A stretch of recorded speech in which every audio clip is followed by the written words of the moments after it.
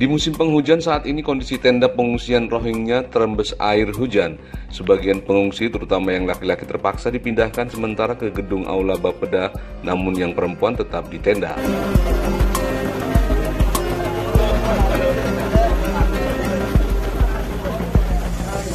Kondisi tenda para pengungsi, khususnya laki-laki, basah tergenang air hujan. Hal ini memaksa para pengungsi tersebut harus dipindahkan sementara. Menurut tokoh masyarakat Aceh Barat Fajran Zain, terlepas terjadi pro kontra akan pengungsi Rohingya, jangan sampai kita terprovokasi. Juga sebagai sesama muslim harus peduli terhadap saudaranya. Fajran menjelaskan para pengungsi Rohingya adalah manusia yang menjadi korban konflik di negaranya dan berusaha untuk menyelamatkan diri. Pertama, kita paham bahwa sebenarnya ada pro kontra soal keberadaan Rohingya. Jadi yang kita khawatirkan adalah jangan sampai kemudian kondisi ini diprovokasi sehingga ada kesan ada muatan-muatan politis, sehingga ada kesan ada penolakan, tapi penolakannya itu terjadi menimbulkan kesan tidak manusiawi, yang itu kan juga mencoreng kesan bahwa masyarakat saya masyarakat yang beradab.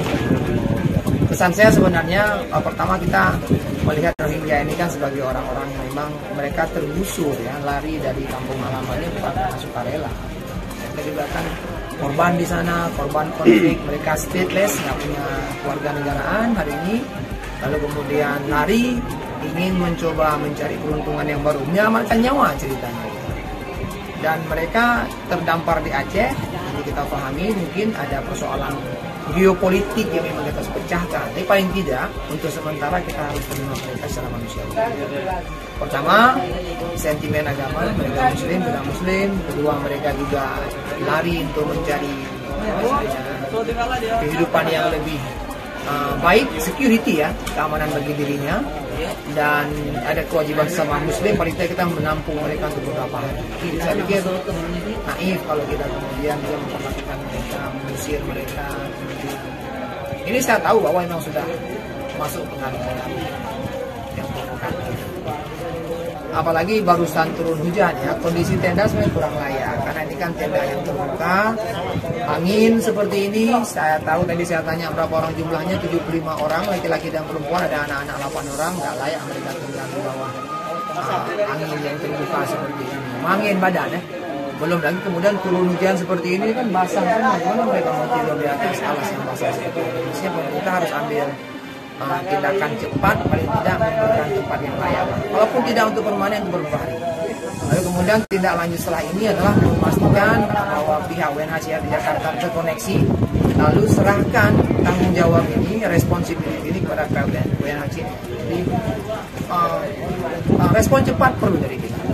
Respon cepat, respon sementara, tidak tindakan permanen memang, tapi juga tempat yang layak. Melihat malu kita sebagai orang Aceh, sebagai orang Islam, kita akan memperlakukan saudara sama Islam.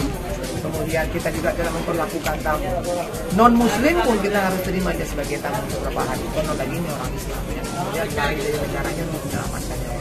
Mailita, salah satu warga Melabuh yang melakukan kegiatan Jumat Berkah, menyerahkan bantuan makanan kepada para pengungsi sebagai bentuk kepedulian kemanusiaan selain sebagai sesama muslim. Ini Pak, sedikit ada bantuan dari kita, dari masyarakat untuk saudara kita yang mengungsi di kantor bupati ini, berupa nasi sebanyak 82 bungkus, plus ada 10 porsi mie yang kita bagikan ke saudara kita yang ada di sini. Setiap hari atau kebetulan ini kan Jumat Berkah Pak, jadi kita lebih berpatonya di Jumat Berkah aja. Kenapa belum? Karena mereka saudara kita Pak, terlepas dari apa yang terjadi, yang namanya sesama muslim itu kan saudara, jadi mereka adalah saudara kita.